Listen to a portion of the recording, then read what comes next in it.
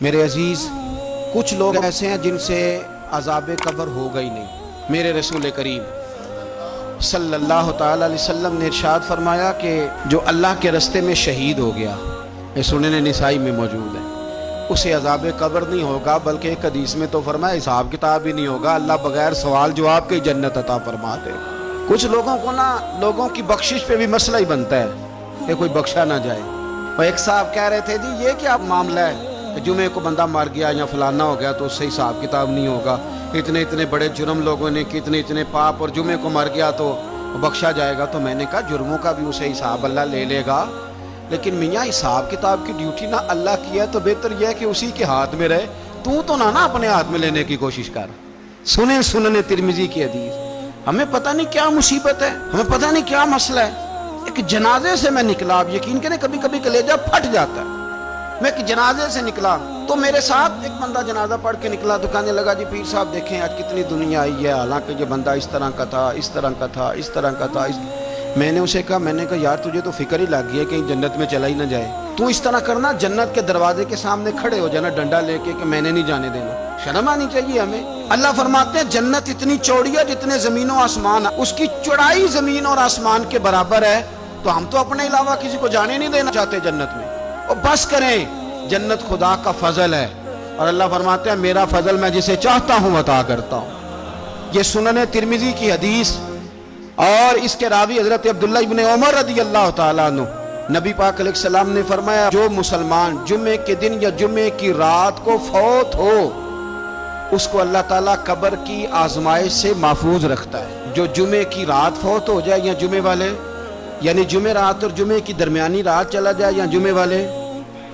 تو اللہ اسے عذاب قبر سے، تو میرے عزیز جو بندہ شہید ہو اس سے عذاب قبر نہیں ہوتا، جو آدمی جمعے کے دن یا جمعے کی رات چلا جائے اسے بھی عذاب قبر نہیں ہوتا۔ اور میرے رسول کریم صلی اللہ تعالیٰ علیہ وسلم نے فرمایا جو بندہ ایک دن اور ایک رات، یہ حدیث صحیح مسلم میں، سنن ترمذی میں، مصنف عبدالرزاق میں موجود ہے، ایک دن اور ایک رات اللہ کی رضا کے لیے اسلامی سرحد پہ پہرا دے۔ میں اور آپ سوئے ہوئے ہیں، لیکن وہ لوگ جو فوجی بارڈروں پہ کھڑے ہیں، دیکھو مدینے والے محبوب کس کس پہ کرم فرماتے ہیں۔ ساری عمر نہیں، 24-25 سال کی سروس نہیں، فرمایا ایک دن اور ایک رات اللہ کی رضا کے لیے جو اسلامی سرحد پر پہرا دے، مسلمانوں کو کافروں سے بچائے، رب اسے عذاب قبر نہیں دے گا، اسے اللہ تعالیٰ اپنے فضل سے معاف فرما دے گا۔ ایک رات اور ایک، آپ کیا سمجھتے ہیں کہ ان فوجیوں کی کوئی چھوٹی شان ہے،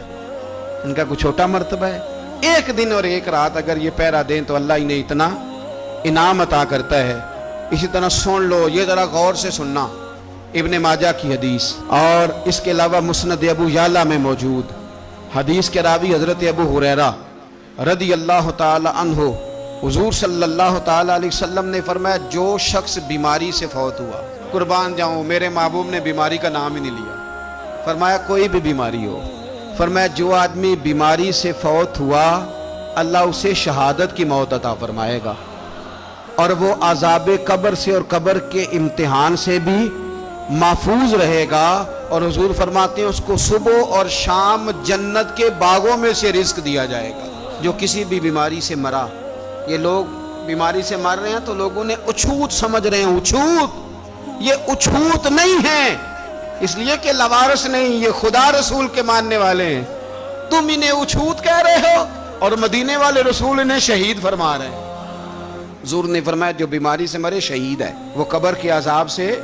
محفوظ رہے گا اور جنت کے باغوں میں سے اللہ رزق دے گا۔ لوگ کہتے ہیں دیکھو جی بڑا تانگ ہو کے دنیا سے گیا ہے، تو اس بندے کو بھی عذاب قبر نہیں ہوتا۔ اسی طرح جو بندہ سورہ ملک پڑھتا ہے، سنن ترمذی میں حضرت ابن عباس سے روایت ہے